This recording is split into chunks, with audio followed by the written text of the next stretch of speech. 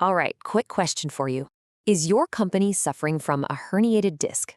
Now, I know that sounds a little crazy, but think about it for a second. Are your teams experiencing the corporate equivalent of painful, relentless spinal compression from sitting through, say, your fifth Zoom call of the day? Well, let's dive into this explainer because we're going to look at organizational burnout through a completely unexpected and honestly fascinating lens. Welcome to the Explainer. Today we're exploring a totally groundbreaking framework developed by Dr. Christophe Delong. He's brilliantly translated the physical biomechanics of swimming into a viable, real-world system for sustainable corporate leadership. And as we'll see, this entire framework is supercharged by Kinexa, which is this incredible, cutting-edge artificial intelligence of movement. Here is our roadmap for today. First, compression syndrome. Second, the aquatic solution. Third, Kinexa, the AI of movement. Fourth, anatomy of the company. And finally, the neurology of leadership. Let's get right into it. Section 1. Compression syndrome, the pain of burnout.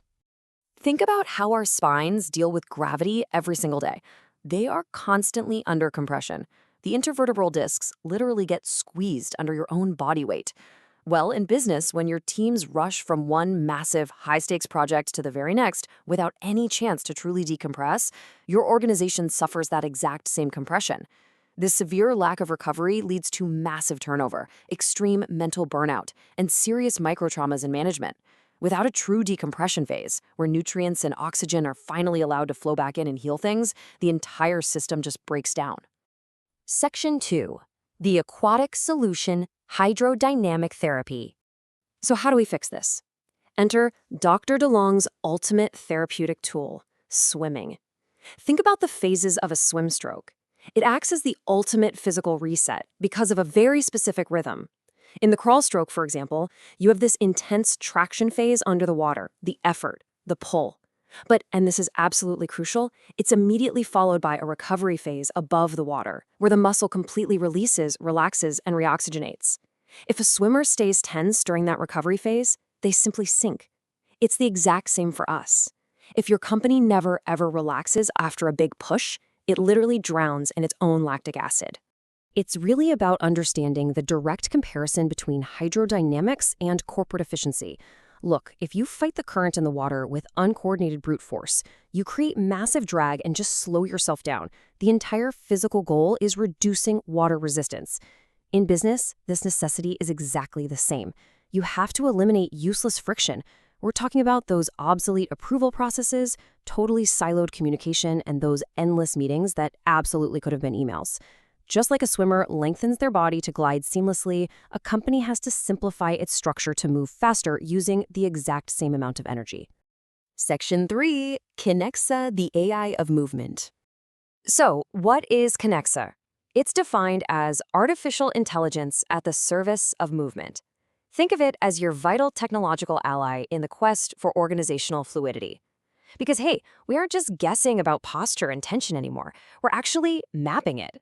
Let's break down exactly how Kinexa works to ensure that smooth, healthy transition between intense effort and those crucial recovery phases. First, it analyzes spinal kinetics to identify physical blockages incredibly early, way before they become chronic issues. Then, it uses AI to model these movement patterns, creates highly personalized rehabilitation protocols, and ultimately turns raw data into tangible performance levers. It's all about engineering the perfect, sustainable glide. Section 4. Anatomy of the company, the biological metaphor. Actually, take a quick second and check your own posture right now. Are you slouching? Think about your deep spinal muscles, the multifidus. You don't usually see them in the mirror, but they are stabilizing your entire body. In your company, this represents your back office support, HR, IT, and admin. If those deep muscles are weak, the flashy superficial muscles, like marketing or sales, will literally tear under the pressure. Now consider your thoracic cage, representing respiration. That's your company's capacity to take a strategic breath, open up the chest, and regulate itself, rather than just suffocating under the heavy pressure of short-term goals. Which brings us to the 4 vital pillars of corporate swimming. Step 1 is alignment. Top management is the head. If their vision isn't perfectly aligned with the execution teams below, the entire organization contorts and creates massive drag. Step 2 is core support, which is your corporate culture acting as your abdominal core.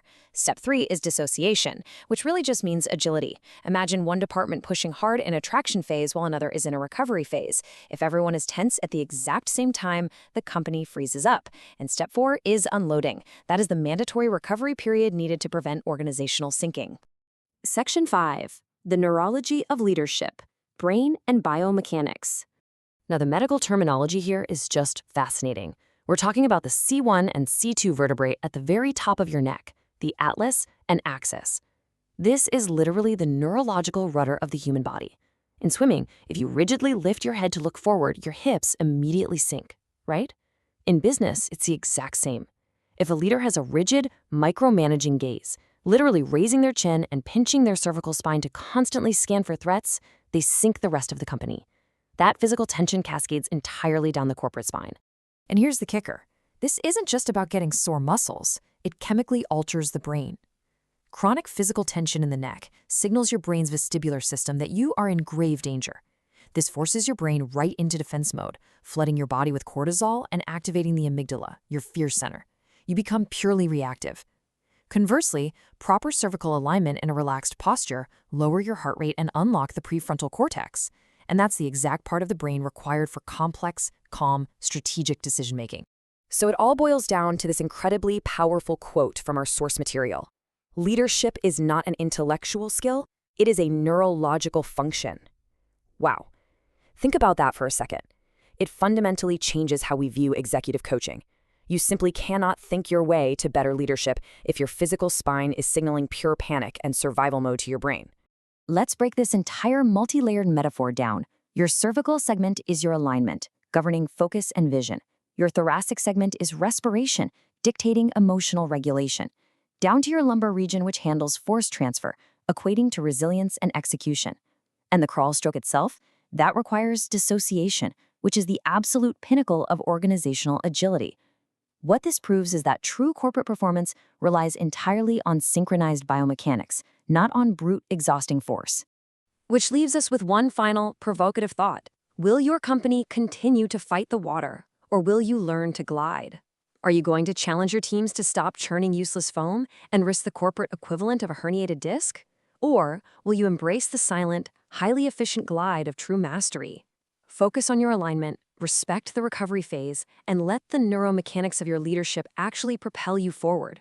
Thanks so much for joining me on this explainer today, and I really hope this completely changes how you view the movement of your organization.